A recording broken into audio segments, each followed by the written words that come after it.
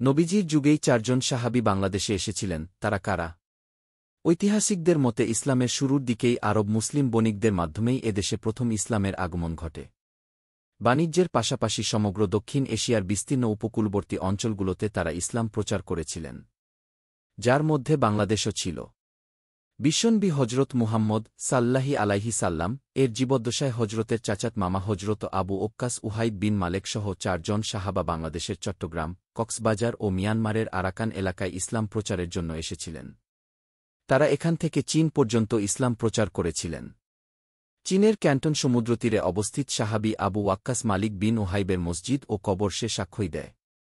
অষ্টমনবম শতাব্দীতে সন্দ্বীপ, রামুসহ দেশের বিভিন্ন স্থানে বণিক ও মুবাল্লিগরা ইসলাম প্রচার করেছিলেন বলে ঐতিহাসিক প্রমাণ পাওয়া যায়। তৎকালীন আরব লেখকদের বর্ণনায় শামরূপ, কামরূপ আসাম ও রাহমি রাজ্যের কথা এসেছে, যা অষ্টম-12শ শতাব্দীর পাল সাম্রাজ্যের অন্তর্ভুক্ত ছিল। রাজশাহী, পাহাড়পুর বৌদ্ধবিহার ও কুমিল্লার ময়নামতিতে প্রাথমিক আব্বাসীয় যুগের মুদ্রা পাওয়া গেছে। সম্প্রতি লালমনিরহাটে সদর উপজেলার পঞ্চগ্রাম ইউনিয়নের মজদের আরা গ্রামে ৬৯ হিজরিতে নির্মিত একটি প্রাচীন মসজিদের ধ্বংসাবশেষ পাওয়া গেছে।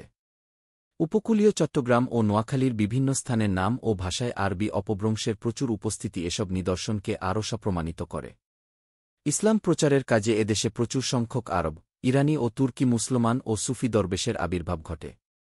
তারা ব্যাপকভাবে এদেশে বসতি স্থাপন করেন। তাদের বংশবৃদ্ধির মাধ্যমেই পরবর্তীকালে বাংলাদেশ মুসলিম সংখ্যাগরিষ্ঠ হয়। সুতরাং এ কথা পরিষ্কারভাবে বলা যায় যে, এদেশের মুসলমানরা সবাই তফসিলি হিন্দু বংশধর নয়। হিন্দুদের মধ্য থেকে যারা ইসলাম গ্রহণ করেছিলেন, তাদেরও অনেকেই ছিলেন রাজ পরিবারের সদস্য। অন্যদিকে আরবরা এদেশে এসেছেন ব্যবসায়ী হিসেবে, আর সে সময় ব্যবসায়ী অর্থাৎ সওদাগররা ছিলেন সমাজের শ্রেষ্ঠ সম্মানিত ব্যক্তি। চট্টগ্রামে ওই সময়ে একটি মুসলিম রাজ্যও স্থাপিত হয়েছিল বলে অনুমান করা হয়। এদিকে ভারত থেকে বাবা রতন আল হিন্দ অথবা রতন আবদুল্লাহ আল হিন্দ মদিনায় গিয়ে রাসূল সাল্লাহি আলাইহি সাল্লাম এর কাছে ইসলাম গ্রহণ করে সাহাবা হওয়ার গৌরব অর্জন করেছেন বলে জানা যায়। শুধু তাই নয়, মালাবারের অনুগত চেরদেশের রাজা চেরম রাসূল সাল্লাহি আলাইহি সাল্লাম এর কাছে গিয়ে ইসলাম গ্রহণ করেছিলেন বলেও জানা যায়। সুতরাং বলা যায় যে, হিজরি প্রথম দিকেই বাংলায় ইসলামের আগমন ঘটেছিল। তবে ওই সময়ে ইসলাম প্রচারের উদ্দেশ্যে এতদঞ্চলে যারা আগমন করেন তাদের বিস্তারিত বর্ণনার ক্ষেত্রে ইতিহাস নীরব। পরবর্তীকালে আগতদের মাত্র কয়েকজনের নাম জানা যায়, যারা মূলত মধ্যেশিয়া ও পার্শ্ব থেকে এদেশে আগমন করেন।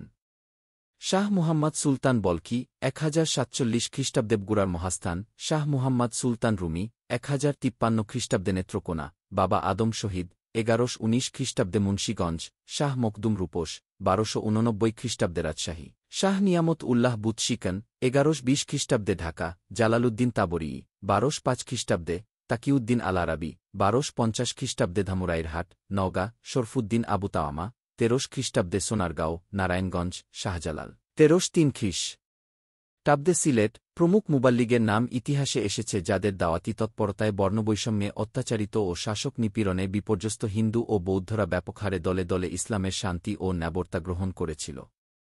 শুধু তাই নয়, এ সময় অনেক শাসক ইসলামের সৌন্দর্যে মুগ্ধ হয়ে ইসলাম গ্রহণ করেন এবং ইসলাম প্রচারে ব্যাপক সহযোগিতা করেন। আবার অনেকে ইসলামের বিরুদ্ধাচরণ করে মুবাল্লিগদের বিতাড়িত করার জন্য অস্ত্র ধারণ করেন। অনেক মুবাল্লিগ এ সময় তাদের হাতে প্রাণ হারান, যাদের মধ্যে বাবা আদম শহীদের নাম উল্লেখযোগ্য।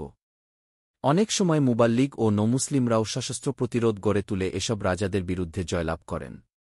১৩০৩ খ্রিস্টাব্দে বিখ্যাত শাহজালাল ইয়েমেনি রহমতাল্লিল আলামিন ৩৬ জন সঙ্গীসহ রণপ্রস্তুতি নিয়েই দিল্লি থেকে সিলেটে আগমন করেছিলেন এবং অত্যাচারী রাজা গৌরগোবিন্দকে পরাজিত করেন। তার উন্নত চরিত্র মাধুর্যে মুগ্ধ হয়ে বাংলার হাজার হাজার হিন্দু বৌদ্ধ ইসলাম গ্রহণ করেছিল।